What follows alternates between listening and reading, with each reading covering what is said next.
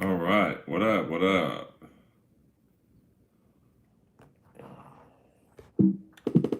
Whoa, whoa, whoa! Watching the Stanley Cup right now. Of course, we have to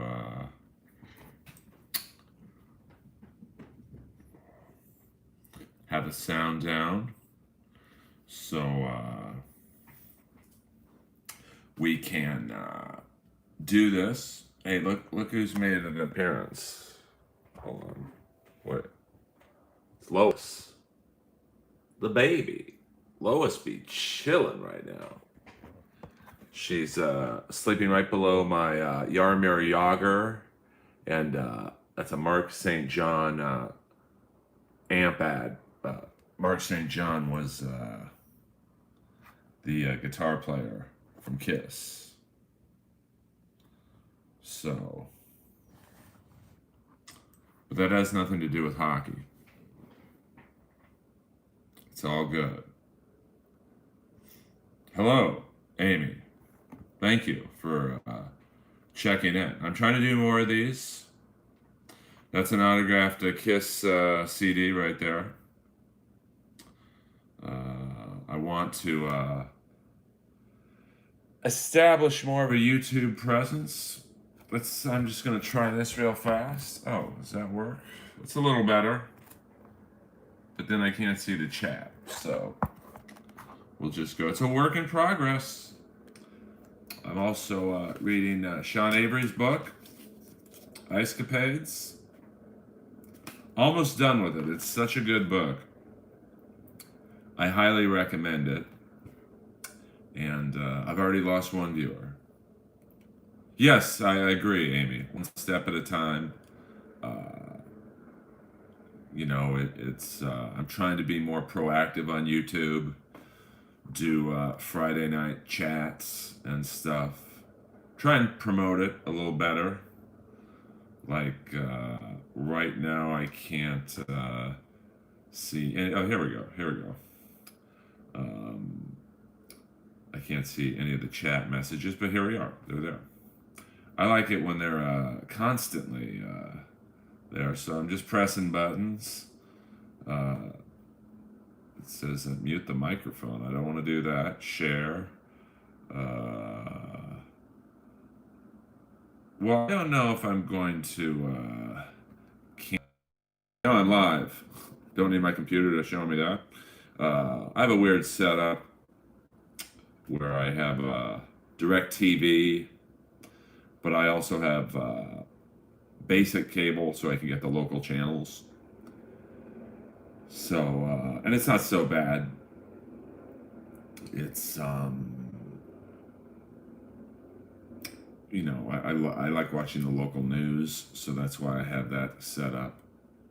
So we're watching the Dallas Stars and Tampa Bay Lightning right now. It's if you want to, if you're taping or you're not, don't want to know the results of the game, I'm encouraging you to stop watching this feed because I'll say what happens live. We got 16, a little under 17 minutes left. It's 4-4 in overtime. It's a big game for Dallas because if they go down 3-1 to this team, nothing is impossible, but it won't look good. That's for sure. But never say never in hockey. Hockey is one of the true Cinderella story sports where you could be down 3-0 and you get a hot goalie or you get a hot forward or D-man, you could win 4 in a row. It's not likely though, especially not against Tampa.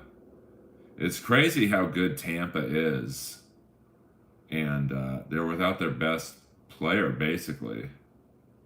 Oh yeah, you're in the Houston Arrows. I had a friend of mine. He was an NHLer for a long time. The great Rudy Poshek. He played a little bit for the Houston Arrows. As did another acquaintance of mine. I wouldn't say we were friends. Gord Donnelly. He was a long time NHLer. They seem to enjoy their time there. It's got to be weird if you're from a small town in Canada or Russia, and you end up playing hockey in a place where it's probably on average 90 degrees a day, but they're getting paid, so it's all good. What up? What up? Just trying my hand at this YouTube live stuff. I figured Friday night's a good time to do it, although it might be a bad time to do it. People probably going out and, depending on where you live, you can, I think New York today, I might be mistaken, eased up the restrictions on indoor dining. So, looks like Tampa Bay Dallas took a penalty. Tampa Bay is about to go on the power play, and not exactly a team you want on the power play. I mean, even without Stamkos, that guy Kucherov. I really like Kucherov because not only is he a great player, but he's dirty. It's a rare combo.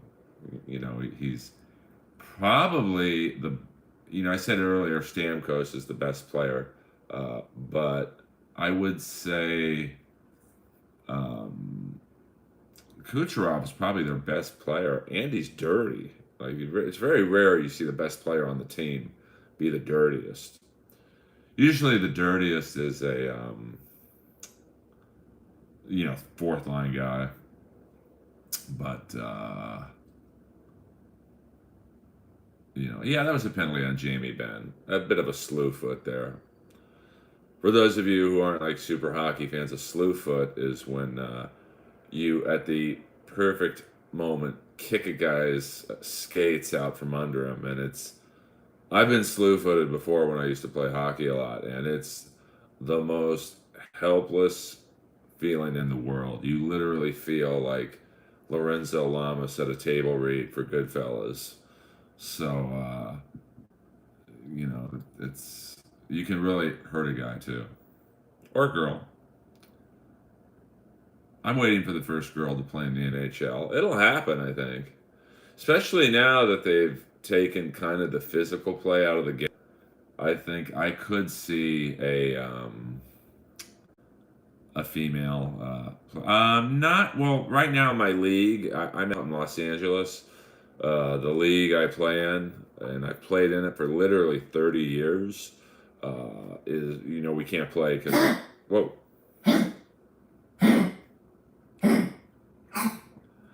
We literally can't play because of the COVID thing, and I'm okay with that. So, I mean, I'm 52, so although I'm not that concerned about getting it, 52 is 52. So, I'd rather wait. To be honest with you, let's see if this angle works now. That angle doesn't work. I need to be like up here, but can't do that either. So, but yeah, I play. I have a super, yeah. So, I mean, I don't feel 52. I don't mind being 52, honestly. I mean, sure, I wish I was 20, but in some ways I don't. I mean, I've never been in a better place in my life in a weird way, physically and mentally. So, what up, Sean? What up? So, I don't necessarily mind being the age I am.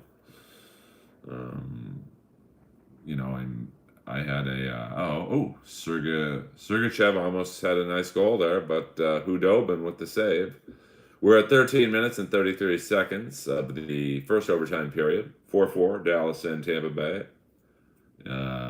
Tampa Bay is up 2-1 in the series. Dallas won the first game, Tampa Bay the last two, so it's a tight series. Tampa Bay is probably the better team with the top end talent, but Dallas is obviously Dallas has some good players, but well, there you go. If you want to know who won the game, turn away from your computer for 2 seconds. Dallas is now down 3-1 in the series. Tampa Bay just scored and won the game 5-4. Jamie Benn's got to feel awful right now because he was in the penalty box.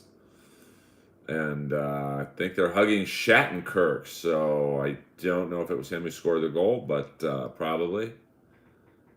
And so now, and a rare, I mean, since I've been alive, I can't recall this situation happening back-to-back games in the Stanley Cup Finals. Yes, I think it was Shattenkirk on the goal.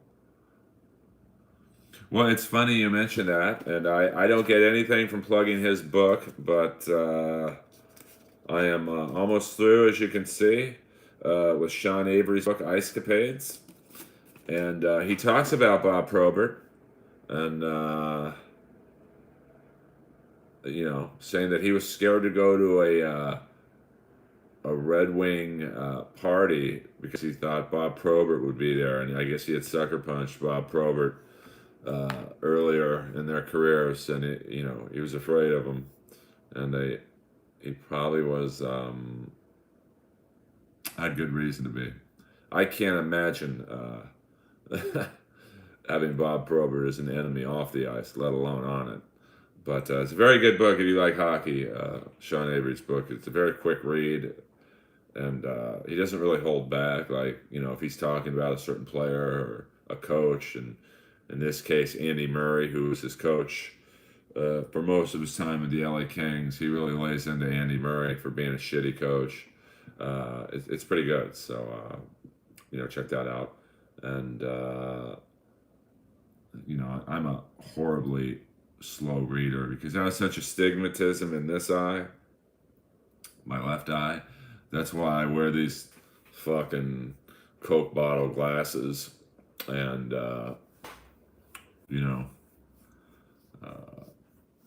so it's hard for me to read a lot and a chunk. And this book you can't put down.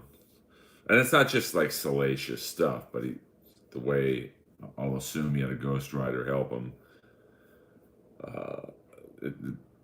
You really feel like you're in the room. And a lot of the places when he talks about his LA time, I really identify with it because I live in LA, and so so when he says he lived in Laurel Canyon, and and he says the street he lived on, I'm like, okay, I've been up there a lot. And when he talks about when he would come here and just eat at Cafe Med, that's now Wahlburgers on right up the street from me. So I think it really helps to know all the places he's talking about. I read some of these biographies, and since I'm not from the area that the person lived, I don't really get a feel for the story they're telling, but here I do. So, and I've been to New York enough to know when he says, "Oh yeah, when I first got traded to the Rangers, I went to this restaurant or this nightclub." I'm like, "Oh, okay." So that's all. And he said he would come on Inappropriate Earl in November. So that's something to look forward to because he's a pretty open book, and there's a lot of things I want to ask him. And who do I think was the most overrated NHL fighter? That's a tough one. I mean, instantly, I think not that he was necessarily overrated, but Tony Twist. I mean, he was the scariest NHL fighter for a while because he's been open about doing, let's just say, steroids, and so he was gigantic. But he never really killed guys. Like Probert hurt guys. Joey Kosar, he could end your career. So. And really, I'll throw this out there, and even though I'm a fan and I want to meet him one day, I think Ryan Reeves in today's NHL, I mean, there's not that many fighters, to be honest with you. There's Reeves, there's Curtis McDermott, who's on the Kings. Let me see. And Jesus, that's really about it. There's that kid Lowry on Winnipeg. Uh, but Reeves doesn't really hurt guys. You think a guy that big would like just destroy people, but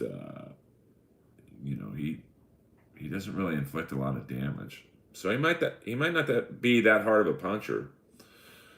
Some guys are you know not the biggest guys, muscle bound or whatever you want to call it, but they're powerful. Like when I was a kid, oh, we got a good police pursuit. So we'll comment on that if you're whoa, if you're in LA right now. It's a good police pursuit on NBC, but I'm not. I don't think I'm allowed to show it. I don't want to get banned off of YouTube. So like I got shadow banned on iTunes and Apple Podcasts. I'm still not quite sure why, but it's really hurt the numbers, to be honest. So that's why I'm trying to do more stuff like this. Because like it used to be, if you went on Apple Podcasts and you would even put IN in the search box, Inappropriate Earl would be the first thing that popped up. So it was very, it was cool. Like, I got the numbers were like through the roof for me anyway. But now you have to type out Inappropriate Earl for it to show up. So it's a little unfortunate. But if you're listening and you haven't left a review for Inappropriate Earl, please do so. Every little bit helps. Thank you very much. So yeah, I mean, it's kind of sad watching hockey nowadays. They don't really fight anymore. I mean, there were some guys whose reputations were very deserved. Derek Boogaard, rest in peace. Donald Brashear. He was what you would almost say overrated a little bit. Because he like Ryan Reeves, big guy. I think he was about, I don't know, 6'2", 240, clearly strong as an ox. But he never really hurt guys. There's a protest on Beverly and like Fairfax area. That's right where I live. So I got to keep abreast of the situation. And now they've put barbed wire around Santa Monica and San Vicente. So that's literally my intersection. So, well, dude, what up? What up, William Zoom? I am angry. Why are you angry, dude? Life is good. Life is good. So, don't be angry, dude. Oh, you're angry about how? Yeah, well, I mean, I gotta be honest with you, Jimmy, and I'll assume you're a Dallas Stars fan, or you're a gambler and you bet on Dallas. I hope you took the over in that game. That was a penalty. I mean, on Ben, you could have either got him for a hold because he initially. I mean, this isn't the best. Sorry, I'm doing this off my iPad. He initially went like that to hold him down, and then he slew-footed him. So I don't have a problem with the penalty being not called. By the way, rest in peace, Kamala. I bought this doll from Kamala directly. Hello. And here's my autographed boxing glove. You might say, oh my God, that's so cool. Where did you buy that boxing glove? Or whose boxing glove is that? Mike Tyson? Muhammad Ali's? Fuck that, man. That boxing glove is from James Buster Douglas. He whooped Tyson's ass. Thank you very much. No one ever gives him credit for that. So, well, he had a nice, he didn't do well in that next fight. $24 million, I think, to be honest with you, made him a little lazy. So, when I'm done with the Sean Avery book, what's my next book, you might ask? And that will be Dead Men Tell No Tales. It's the Jeffrey Epstein, one of the Jeffrey Epstein books. I had some young girl come up to me yesterday while I was walking my dog, and she's like, "You look like a young Jeffrey Epstein." And I don't know. Yes, he did.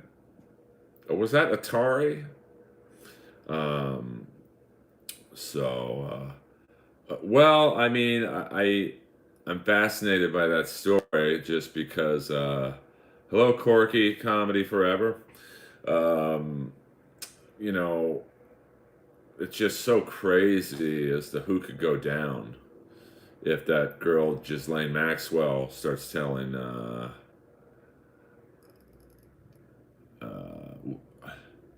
Oh no, thank you very much. Well, Gino's the best. If you're asking me if it's ever going to appear on YouTube, I don't think it will because apparently Gino said "fag" at some point in the podcast, and the Comedy Store decided to not air it, which I understand.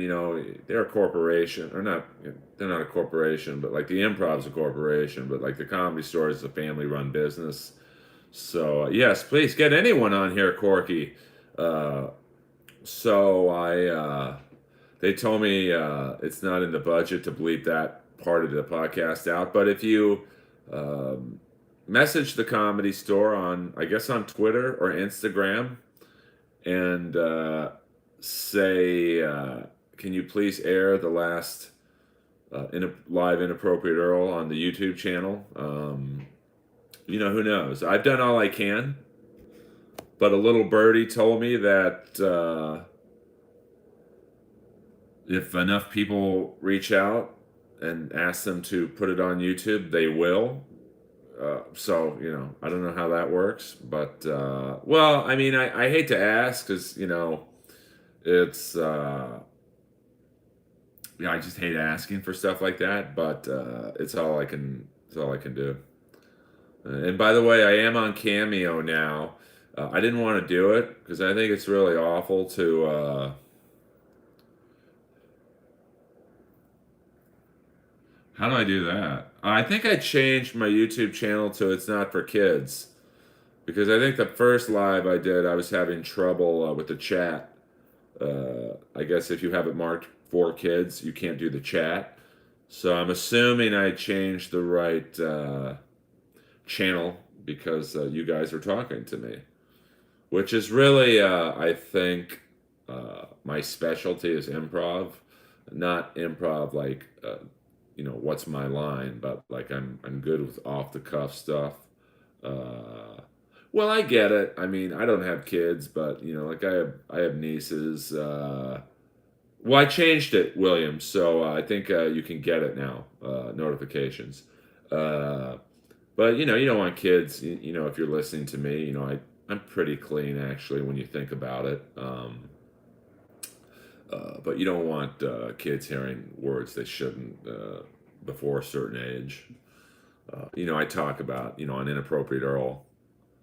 Uh, I talk about some wacky stuff. I go real into the Me Too movement, and of course, I talk about a few of my comedy friends in full disclosure. But I don't think a 13-year-old kid should be hearing stuff about that yet.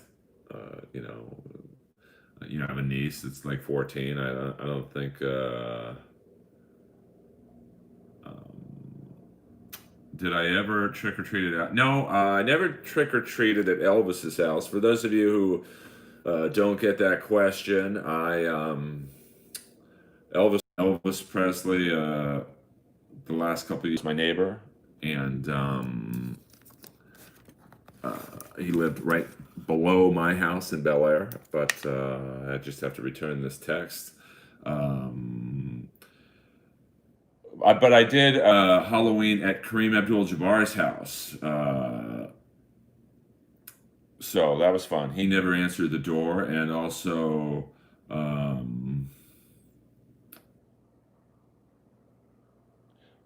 yes, I got. Let me just stream in. Um, Tom Jones. She's a lady. Oh, oh, oh, she's a lady. He was always cool. He answered the door every Halloween, and he always had hot chicks uh, with him. In terms of the car, what car I got when I was 18, and my mom said if I never drank or smoked or did drugs, she would get me the car of my choice within reason at 18. Um, yes, he was. We're talking Tom Jones like in the 80s. He was and even late 70s, which was his prime. And even as a kid, I was like, oh, wow, this guy's got hot chicks.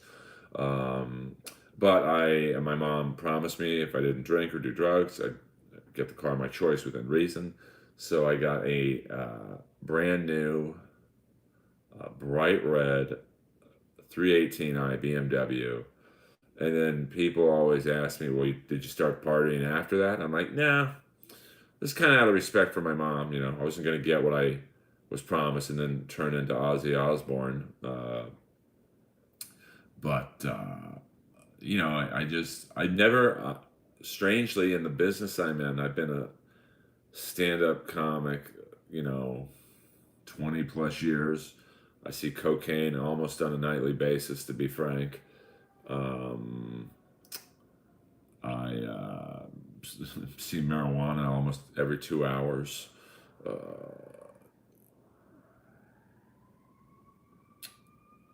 so, you think I would have gotten into it. But I didn't. Oh, well, I was pissed off at that roast battle episode because, and this gives you a little roast battle dirt here, a little drama. And I might do a YouTube stream on all the wrongs that were given me on that show. But during the writing sessions for that show, in the writer's room, it was brought up, has anyone ever roast battled their girlfriend?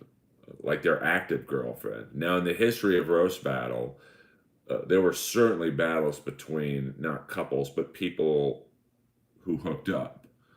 Probably one of my favorite battles, and I'm going to mention names that you guys probably don't know, but it just, was Chin Murphy and my good buddy Grant Tobler. They battled because they had hooked up. So someone said that'd be a funny battle, and I think Jen beat him pretty bad. But in the history of roast battle, probably the 6 years the show's going, I'm the only person to battle their active girlfriend, and I did it twice. Of course, both times we broke up about a month later. So never battle your girlfriend. So you would have thought I would have gotten in that episode, not as the main part, but I know it was brought up in the writers' room, and someone said, "Well, Earl Skakel did it, and he did it twice." And then someone said, "Well, what happened?" "Well, this is what happened with this girl, and this is what happened with that girl." So I would almost argue that I helped.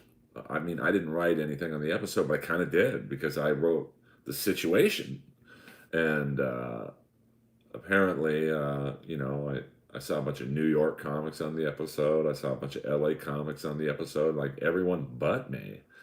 So, and that's just a small part of my displeasure with Roast Battle. So, I mean, I love Brian Moses. Him and I are good. But, you know, other people on the show, not so much. I mean, my experience on that show overall has been a fascinating look into the business and how you can get fucked really hard on something that you helped. I didn't create the show. Brian Moses created the show, he and he alone. But I would say I helped create what the show became, and was fucked over on that show more times than I can count. I mean, I literally, just, from the very first battle I had to do was against the Comedy Central writer who was the head writer on At Midnight, and he wrote jokes for Jeff Ross, and he wrote jokes for all the roasts. So you tell me who Comedy Central and Jeff were rooting for. So it's like, why am I facing this guy? Like, I'm literally at that time the most popular person on the show outside of Moses. Why are you trying to get me off of it so fast? And then when I, obviously beat him the way I beat him, I think I'm still to this day the only roast battle comic that Joe Rogan brings up. Hundreds of roast battle comics. I'm the only one he talks about. Uh, and then, in Montreal, I was given Tom Ballard as my first opponent. And Tom is really funny, Australian comic. And he, I was like, I might lose the very first night.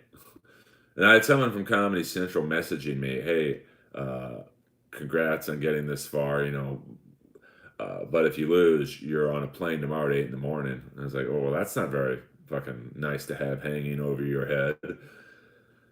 And so I beat Tom, and we did an untelevised season the year before, and Tom beat Jimmy Carr, but they gave it to Jimmy, and it was very pro wrestling like judging, um, and so I'm like, I have Tom Ballard and Jimmy Carr in my bracket. That's kind of unfair. While you had other people, basically get warm up matches, and one person they were in a bracket where the other three people had never roasted before. So I was like, why aren't I getting that bracket? And then I didn't, I beat Tom, I beat Jimmy, I lost to Sarah, Tiana, one of my best friends. And then I beat K. Trevor Wilson in Canada, which is like, I'm more impressed by beating him in Canada than I am beating Jimmy. And then season 2, nothing. Season 2, I was brought in for a joke about my ex-girlfriend was on the show, and like some idiot did a joke about me cheating on her, and I was literally brought in for that joke. And then as soon as that battle was over, I get a tap on the shoulder from Jeff Ross's manager saying, you can leave now. I'm like, what? I just got here. So, it's like, that's a great way to treat someone who helped you guys get the fucking show here. And then season 3, several people were brought back that I beat. So, it was not a pleasurable experience for me. But it was an eye-opening experience to see how you're treated. I mean, Blake Griffin, what was that? That battle was horrible. So, and like the Sklar brothers, who I'm friends with, but it's like, this is not, they clearly rehearsed their jokes, and it's like, that's everything roast battle isn't. So, welcome to Hollywood, guys. Have you ever roast battled Chef? I challenged him, and he never really got back to me on it. Gee, I wonder why. I guess I'm not an NBA player who's never done it before. And you think about it, that battle hurt Jeff because, once again, that was everything a roast battle shouldn't be. Because you go into that battle, and you can almost say the same thing with Sarah and Dolph Ziggler, even though they're friends, in both cases, but especially with Jeff and Blake Griffin, the best you're hoping for in that battle is, well, I hope Blake gets in one good one. And that's just the opposite of roast battle. Like, roast battle, you want the opponents to know each other. You want them to be at a relative same level of roasting. So it's back and forth. And, Blake just had a bunch of people write for him. And so the jokes really weren't genuine. He was just memorizing what open mic comics had gave him. So what happens is Blake gets in a good one. He gets in a second one. He gets in a third good one.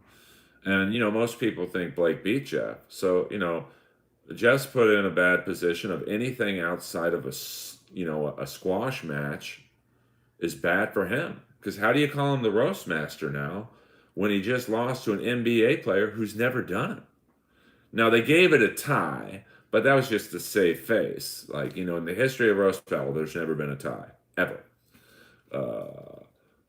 So, in terms of the TV show. So, it wasn't good for the show. And, season 3, nobody talks about, and just because the battles were like you didn't really care. I think if I were to say I'm better at anything than anyone in the history of roast battle, is that I made you pick a side, because I would talk shit about the crowd. I would talk shit about the judges. I would talk shit to Jeff. I would talk shit about, the venue. So much so that most of the time my opponents would look at me and go, you're battling me, right? How about a joke about me? Because I'm just sitting here.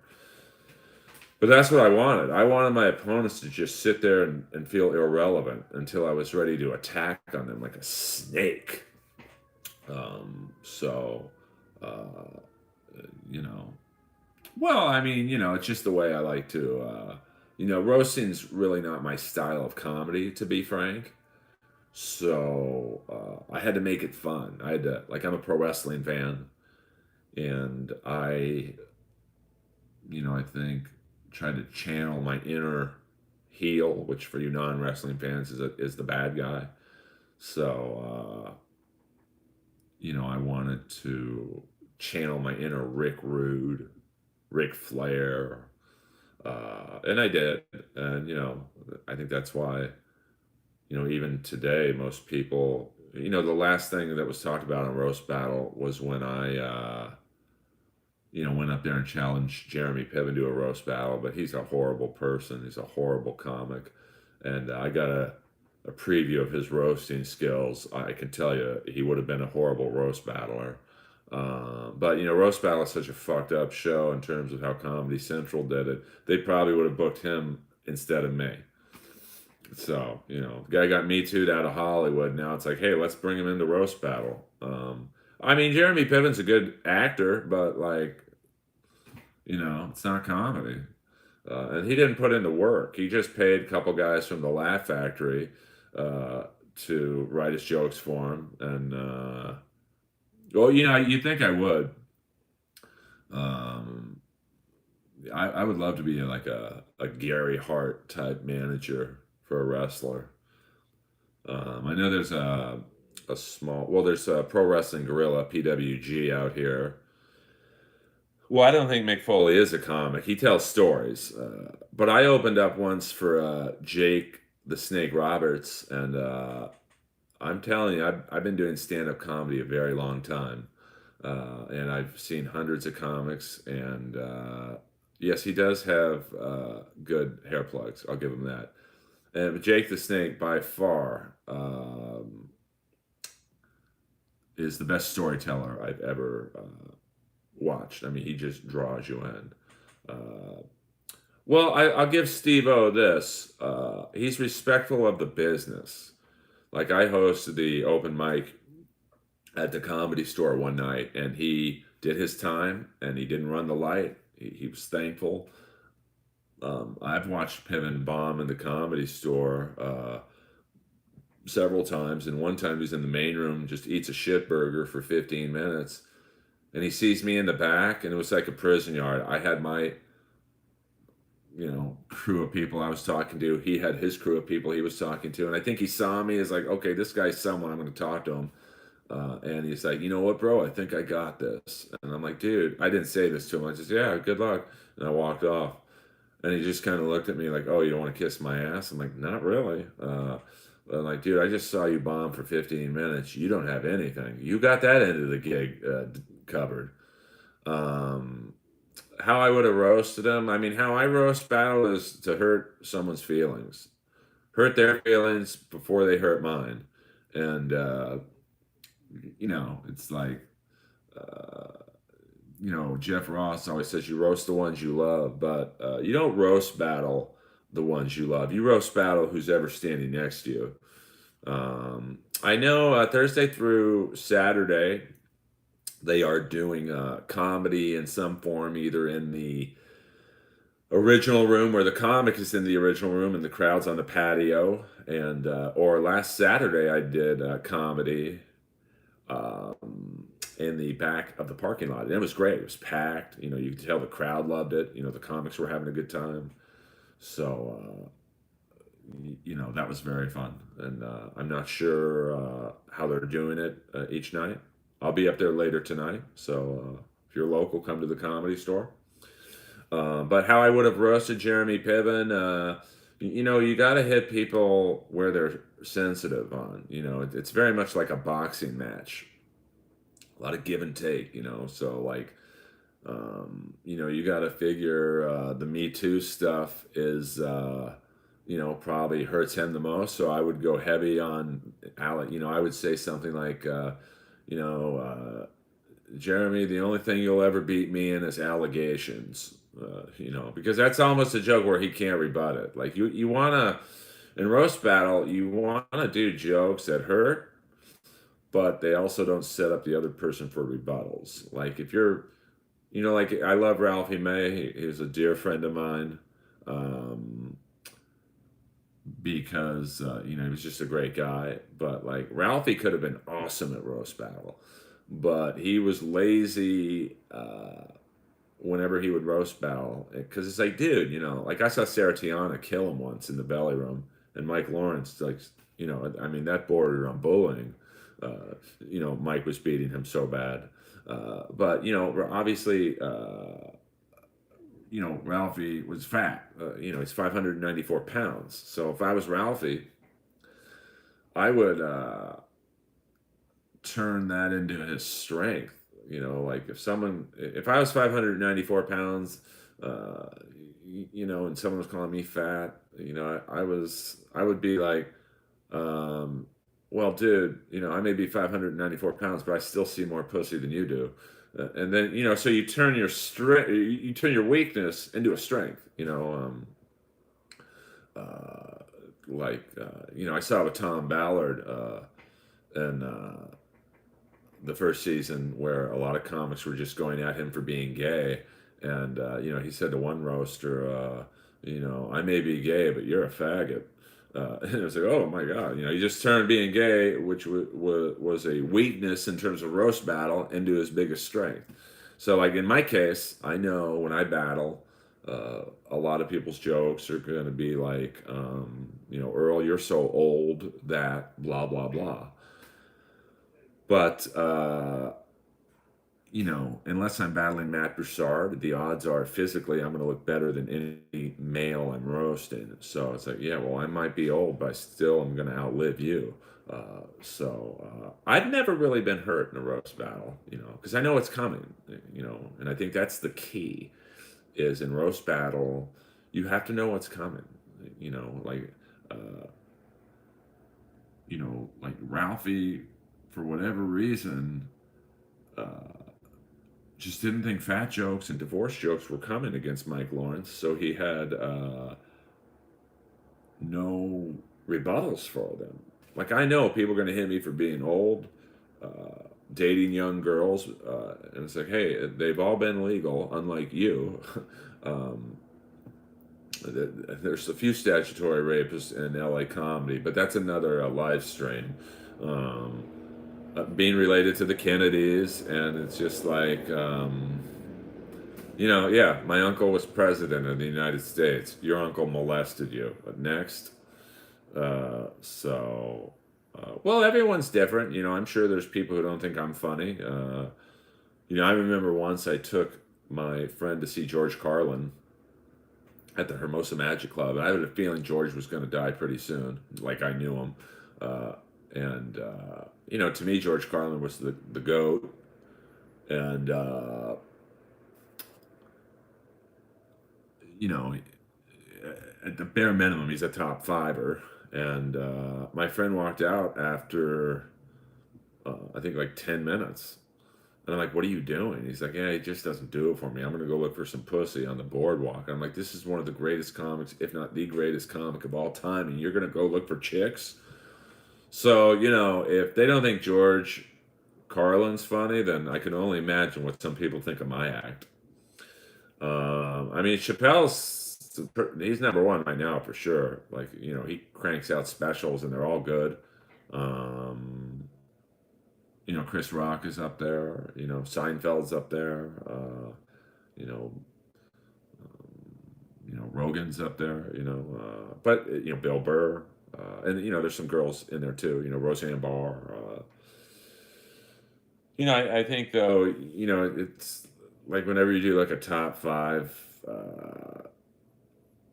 it's so subjective. Like I'm an '80s metal guy, so to me, some of the greatest guitar players of all time are like Jakey Lee, Warren DeMartini, Yngwie Malmsteen. But if you don't like '80s metal, you're not going to think those guys should be in the top 500, let alone top 100. Like if you don't like the blues, Sebastian's great. I mean, I used to see him play the original room in front of 8 people. Now he's playing almost stadiums. Jimmy Carr's great. Like, he plays, he's like the Russell Peters of the UK. Russell Peters is great. Well, but like thrash metal, like I think Rocky George, who was a guitar player in Suicidal Tendencies, is a top guitar player of all time. But if you don't like Suicidal Tendencies or thrash metal, you're gonna be like, who's Rocky George? I mean, I don't get Bill Hicks. Obviously he's funny because a lot of people talk about him being one of the greats, but to me he just seems so angry and bitter. But I'm sure people say that about me. I can't tell you how many people say, why are you so bitter on Roast Battle? And it's like, I'm not bitter, I'm just honest. So Bill Hicks might just be honest, but it doesn't make me laugh. But maybe Bill Hicks wouldn't have liked me. I don't know. Brendan Schaub's comedy. I mean, it's pretty rough, to be honest. I mean, he's only been doing comedy 3 or 4 years, and he's probably at the level of someone who's been doing it 3 or 4 years. And that's not me being bitter or, I've done one show with him. He was very nice to me. I went on right before him, had a great set. I brought him up. He gave me a fist pump, said, good job, dude. So that's the only interaction I've ever had with Brendan Schaub. I mean, me personally, I wouldn't have done a special yet. I mean, because you got to figure, Steve Stevens is a great guitar player. But because he looks like a Jersey Shore housewife, you don't give him the credit. But you put Steve Stevens in a room with anyone in the top 5 of a Rolling Stone greatest list, and Steve Stevens will play with them. But getting back to Schaub, he's been doing comedy 3 or 4 years, and just to put it into perspective, well, absolutely, he's just very green. But the question was, what do I think of his comedy? And unfortunately, if you get a special, people don't, they don't look at it like, well, he's only been doing comedy 3 years. They're going to compare it to Anthony Jeselnik's. They're going to compare it to, Amy Schumer's, and it's not fair. But it's also has the comic, I would say, I wasn't ready to do an hour special probably till my 8th year in. Now, that's not to say everyone has to have 8 years, but you're not just talking about doing an hour of comedy. It's an hour of good comedy. And my first 3 or 4 years, comparing myself to Schaub, I was literally going up 3 times a night, 7 nights a week. I mean, I would say on average, my first 3 to 5, I'll say 4 to 5 years, I was going up 20 times a week, minimum. And you got to figure he's not going up 20 times a week. He's going on shows because he's a celebrity, so he's probably going up maybe 5 times a week. So if I were his manager, I would have said, let me do this. Because I know he did a lot of stuff for Showtime, so that's in part why he got this special. I would have said, don't do a full special yet. Do a Brendan Schaub and Friends.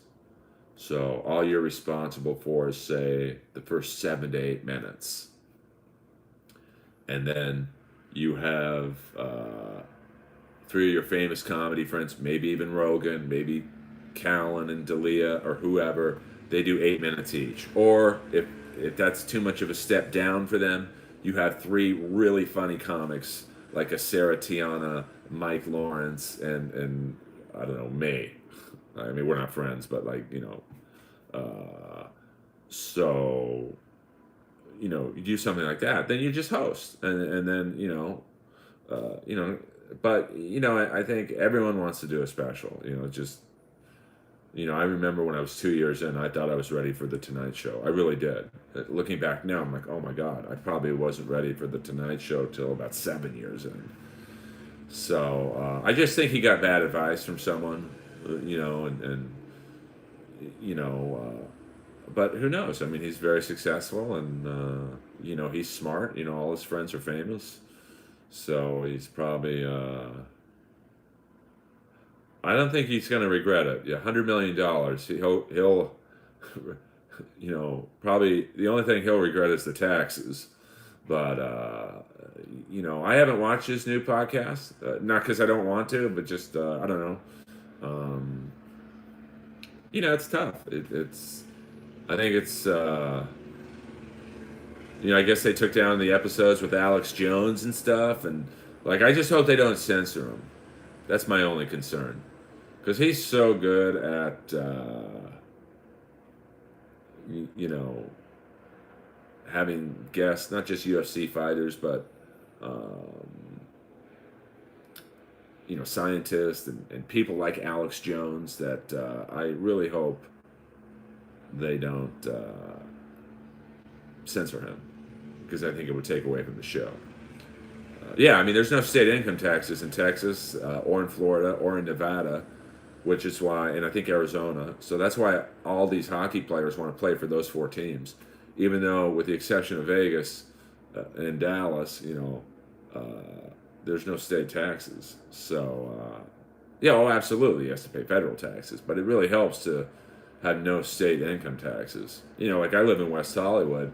I pay taxes up the ass, man. I mean, I think it's close to 10%, and it's nuts. So I pay taxes upon taxes.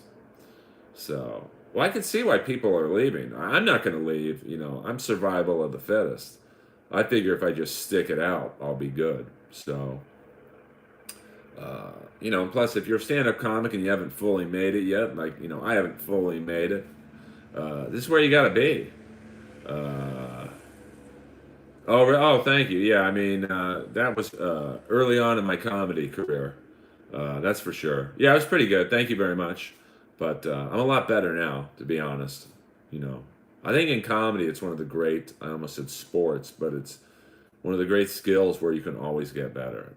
You'd think,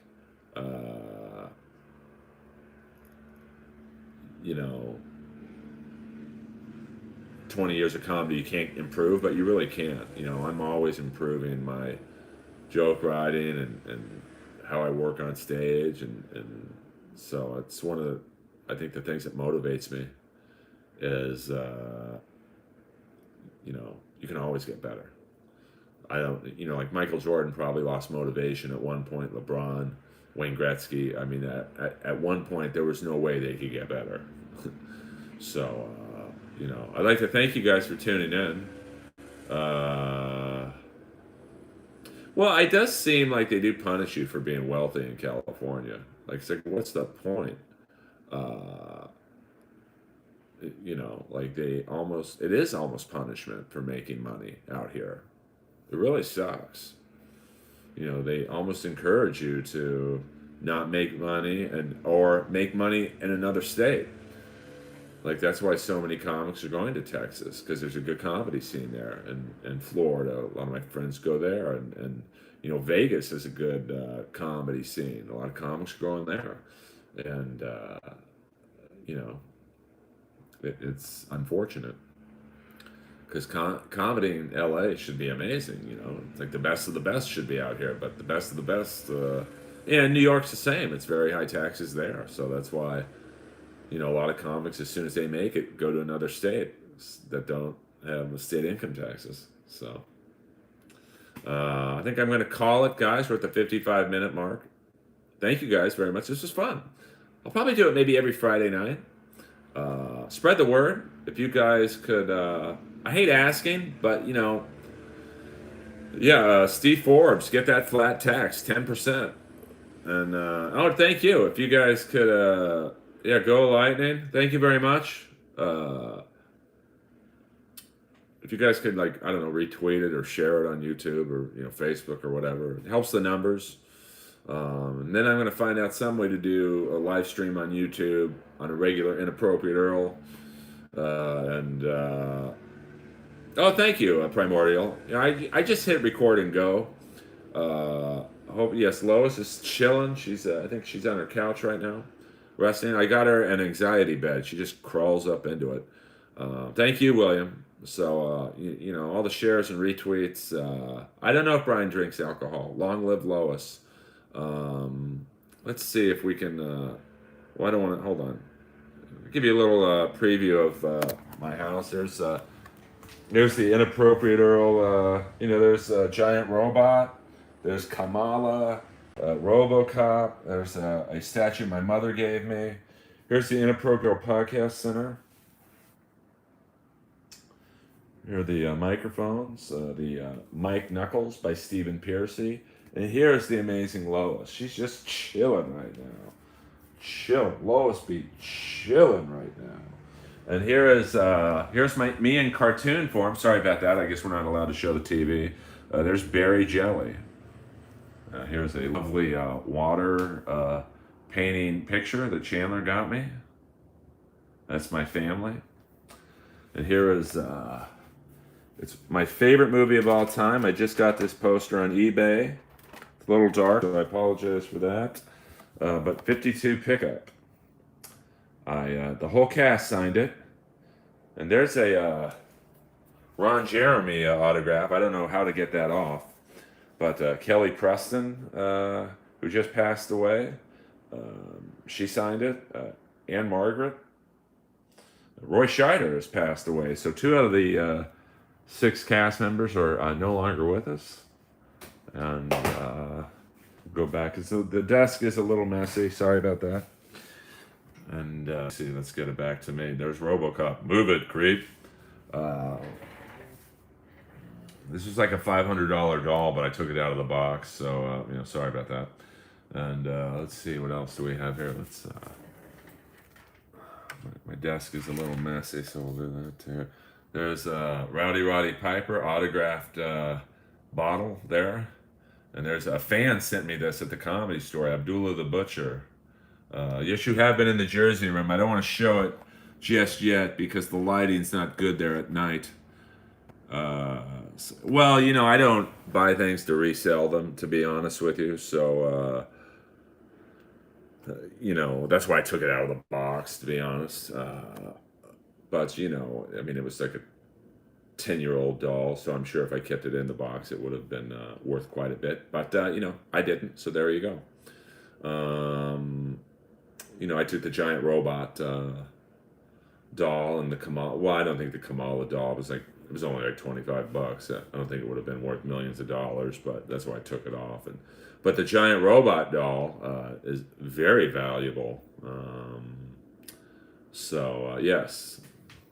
This it was got in Japan. So, and I should get the Buster Douglas glove framed because that's a pretty valuable. He doesn't sign a lot because he just stays holed up in Texas, or no, Ohio. I think he's from Youngstown, Ohio. So, there's not a lot of Buster Douglas signed merchandise out there, which helps the value of this. But I love you guys all. It definitely should be in a glass frame. Thank you very much, Dane. It's my experience on Roast Battle was not good, but it's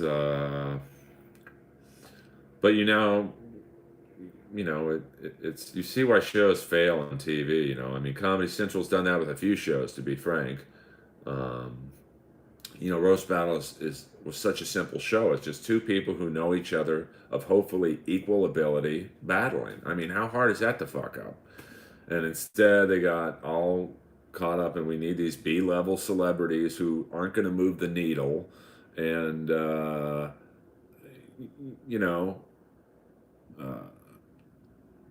it's like it didn't work. You know, you didn't need celebrities on this show, and people, when I tell them that, they're like, no one's going to pay or watch a show with two comics they don't know. And I would agree with you, but if they're good at roast battle, they will watch it. You don't need to even know the inside jokes, but you get the enthusiasm, which they tell the jokes against each other, and you're like, okay, this is real.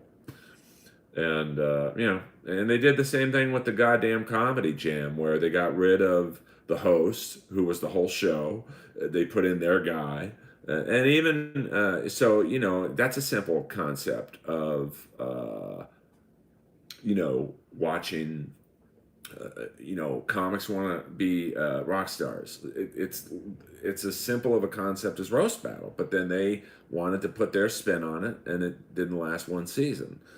Historical roast, same thing, different network, but same principle of, you know, you don't need celebrities on historical roast. It's a simple concept.